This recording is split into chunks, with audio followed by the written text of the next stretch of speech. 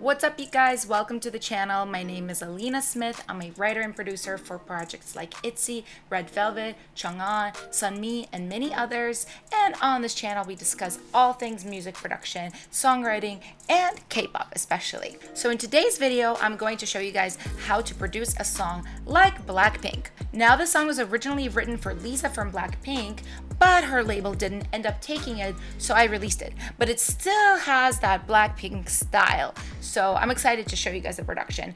And just letting you know, this video is sponsored by Distrovid, which I'm really excited to tell you guys in a little bit. But for now, let's just jump straight into the video.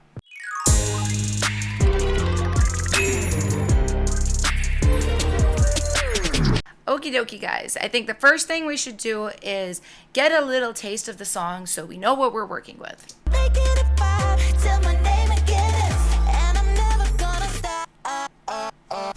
I'ma need a bigger bag for all this cash, fuck a breather.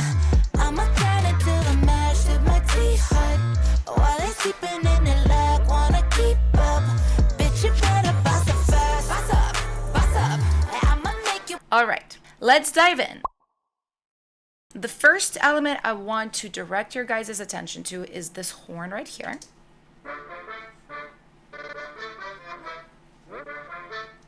I say this a lot and I stand by this. I think it's really important to pick a key instrument, especially in a hip hop influenced pop track like this, where it's pretty sparse. It's like vocals, drums, 808, and this and this horn. These are like the key elements of the track. So in my opinion, it's very important that this element is interesting and it stands out. So I didn't use a sample for this. I actually played this in, and I used Analog Brass and Winds, which is a really cool contact plugin by Output. It's a really fun layout. I'll play this, and you can see you can really easily kind of adjust things on the go. It's really fun. It's got a lot of presets you can choose by characteristics, so it is a really good one. And I remember what I did in this. You can actually watch me do this in a stream from about a couple of months ago. I will link it up above because I started this track on a stream. Basically, I just kind of played around with different melodies until I locked it in. I found the sound, then I printed it, and then what I did after that is I went into the wave now, and I made some more minute adjustments like this. Like the stutter, there's this reverse right here. And, I applied a few other plugins and just effects in general, like this distortion, a little bit of bit crushing, a little bit of wobble, just a few little things to kind of find that kind of dirty late 90s, 2000s sound that I was looking for. So the next instrumental element I want to take a look at is this piano right here.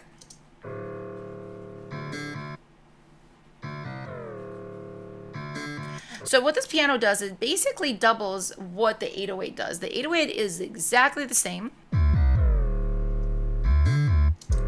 In my opinion, this allows that bass melody to really cut through because the 808, is obviously very sub-heavy. It doesn't have a lot of top frequencies. So this kind of obnoxious piano with a lot of top end, you can see like this is like emphasized here, it's emphasized here.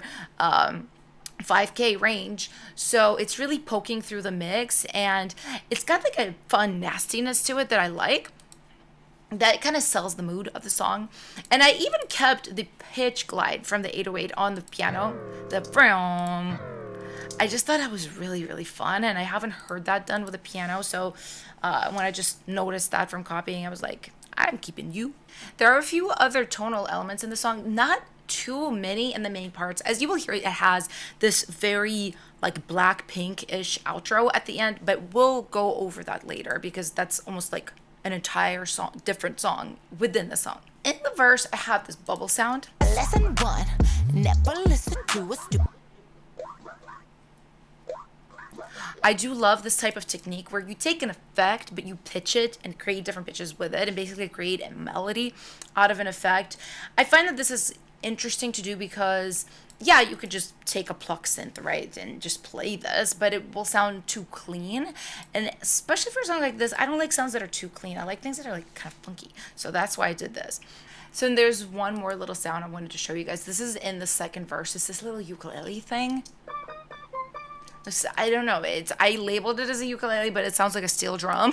I'm not sure if it was a ukulele that's just heavily processed or if I just mislabeled it, but it's just like a fun addition in the second verse. It only happens in the second verse. Like, this is it. Damn, I'm fucking fine. Got that Botox early, she forever 25. Used to be the girl that And believe it or not, these are the main tonal instruments in the song other than the pre-chorus and the outro, which I will show you guys separately. But let's move on to the next instrument group, which is going to be drums. Now let's take a little break to hear a message from our sponsor. Today we're sponsored by DistroKid and their new service called Distrovid, which is pretty much exactly what it sounds like. It's a distribution service for music videos, which for a lot of you musicians out there, I think you need to know about this. So obviously you guys know you can just upload a music video on YouTube, but there are other services that host music videos like Vivo and Apple Music and Tidal, and Distrovid allows you to put your music video on all of those services at once. So this service costs $99 a year, which might sound like a lot, but it isn't, because I've used other services which charge $30 per video, and DistroKid is unlimited. You can upload as many videos as you'd like. And if you're a record label and you have more than one artist, you can add additional artist slots for $49. You can keep 100% of your video sales and streams. It's high def with 4K videos and custom high quality thumbnails. And I just want to really emphasize that Distrovid does include distribution to Vivo, which means your videos will get the official Vivo watermark on YouTube. And Vivo also lets people watch your music videos on platforms like Roku, Comcast, LG Smart TVs, Samsung, and many others. You can request a custom release date, and DistroKid delivers your video to all the platforms really quickly. Anyway, thank you guys so much for allowing me to have sponsored content on this channel. And now, back to the video. All right, so first and foremost, we have to have a big kick in genres like this. Like really any kind of pop, hip hop, it's like kick, snare, and 808 and vocal. Everything else is ornamental. So you have to have that big kick sound. Sample choice is crucial. This is what mine sounds like.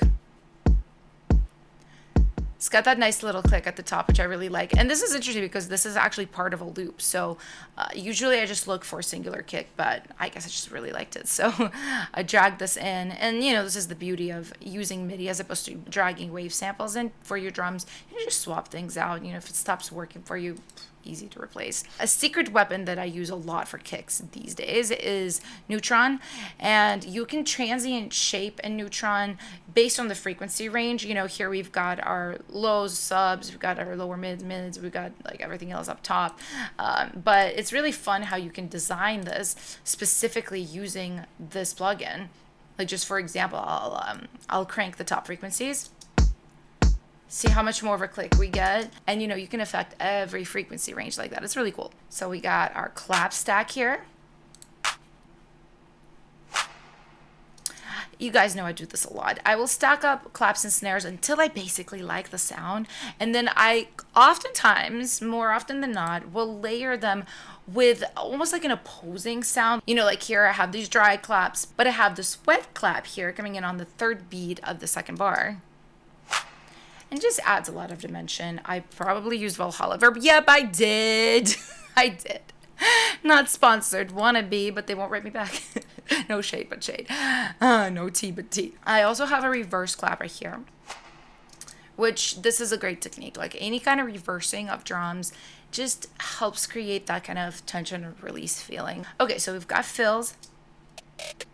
Fills are really important for this type of genre. It really helps transitions.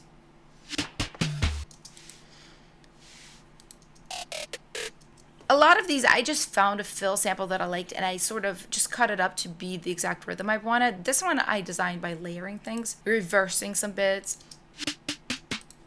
You see, I just took that snare, reversed it. I've got these toms here, strengthening these hits. I've got this, whatever this is. Yeah, like more of a textural, acoustic kind of sample. This is kind of my philosophy, is I usually will take things that are drastically different and layer them, and that's what helps with the texture. So we've got some different crashes here. Got a nice little stomp. I use that Nathan Chapman stomp everywhere. I like that thing a lot. You know, and a few other like very small drum things, like just this tiny little like key rattle. It's all subliminal, but I like including things like that. Of course, we've got hats, very important for trap. So this is from a loop that I just cut up. I usually custom design my drums like sampled by some like kick, snare, hats, but I just loved this full loop, and then I used it as I was writing, and then later on I cut it up and just kept some of the bits. And then of course I added in a more developed hat in the post-chorus. So we can't forget about effects. We've got this kind of a wind up, but it's reversed into a downer. And here it's actually a riser. Just like a classic hip-hop sound, nothing revolutionary, but it works in my opinion. Got some little bit of noises. I've got like a ka-ching cash register sound. Of course, it's a song about money, makes sense. You know, and I've got a lot of these things kind of throughout the song. Just different types of sweeps, different types of little crashes, little noises. I encourage you guys to really play with this kind of textural stuff. It really, really adds in a big way. So, and a little note about 808, you know, I pretty much have one track of 808. I have a few different things here, like there's this distorted 808, which basically is this, but bounced, and then with like a ton of distortion on it. But my main 808, it sounds like this. You guys know I like Sublab. I use this plugin for subs all the time. For a hot second, I was like very invested in this preset, chest hair. I feel like I haven't used that one in like a month, but when I was producing the song a couple of months ago, I was very much into it. So yeah, and you know, it's just not much to say about this 808. It's nice, bottomy, big. I used Voice of God to like emphasize the sub. It's a plugin from UAD. It's super easy to use. You just choose some of the lowest frequencies and crank the amplitude. You know, and then of course I do a little bit of gliding here. I glide with 808s just about in every track that I do, whether it's trap, whether it's dance, whatever it is. I just love to glide in 808, so it just helps with the movement.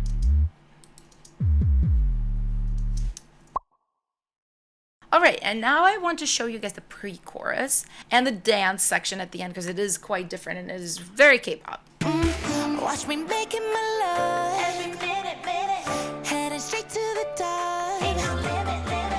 Keep on making it pop till my name again is, and I'm never gonna stop. I'ma need her.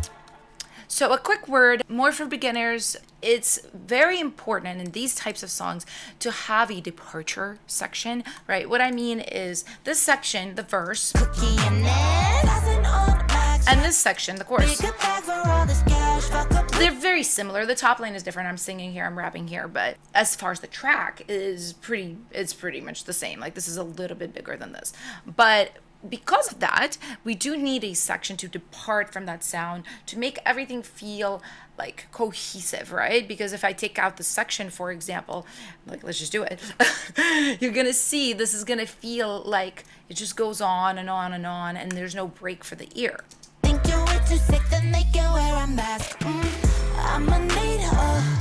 You know, and with the pre-chorus, because we take out the drums, we take out the 808 in the beginning of it, we bring in chords that don't exist anywhere else, it creates that nice break for the ear. So I remember the way I started writing this is I just wrote the chords first. That was the most important thing to me, is just to find the right progression. So this is what we have.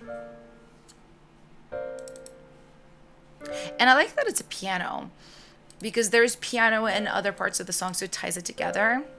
But this is, of course, a much like softer, nicer, I want to say like cuter sounding piano than that obnoxious one that's in the chorus. So when I was building on the concept of this very airy, beautiful piano versus an aggressive one with this layer, which is just grace notes and pretty little fills.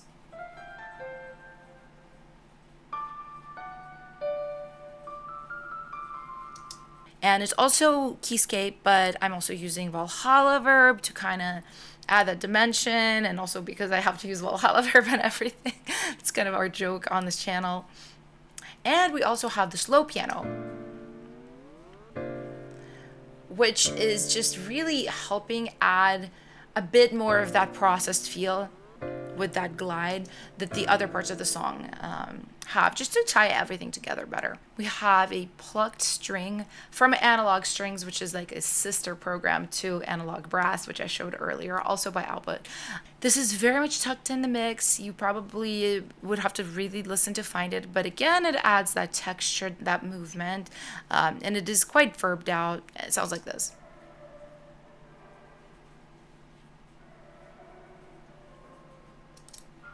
And another important element of this section and any K-pop style pre-chorus in general is the build-up element, right? Because we want to drop into a chorus, and if we're not building, how are we dropping?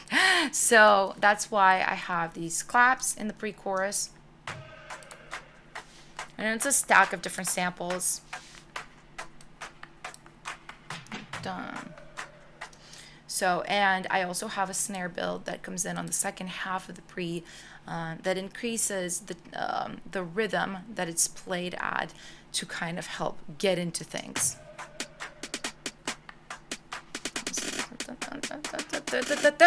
Oh yeah, and we've got a triplet at the end, which is kind of a fun move, because a lot of the times when producers do this, they just go, you know, 8th notes, 16th notes, 32nd notes, and a triplet's like a fun way to also have that movement without just doing that. All right, and finally, let's move on to the dance break, which is probably my favorite section. I actually produced most of this on a stream, on a live stream, so you can watch this. I'm going to link this down below, but check it out. Color green looking good on me. Dollar tree, not the energy. They be bringing heat, but you know I keep it icy. 'Cause I see, always all I see. Color green looking good on me. Basically repeats, but like gets more hype. So this is a common K-pop thing, to have a dance break at the end of the song, or maybe after the bridge. I don't think I have a bridge on the song, so I just went straight into the dance break. I wanted something aggressive. The song is pretty aggressive, but I wanted to be even more aggressive. So the first element that does help create that kind of like really strong aggressive vibe is this brass part right here.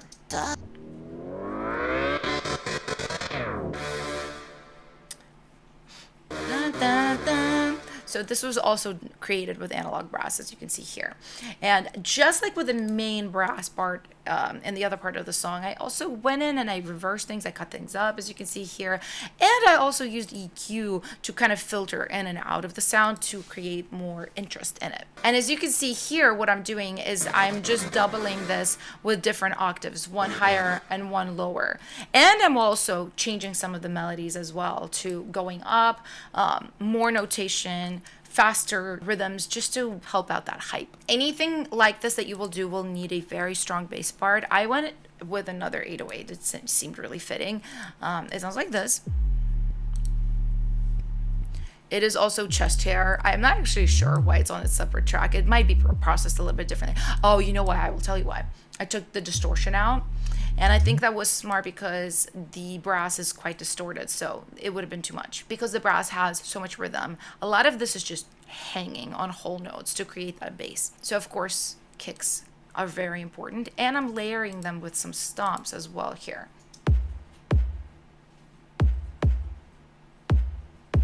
And we have a different snare command, because remember we have mostly claps in the other sections. This is like a full-on like 808 snare.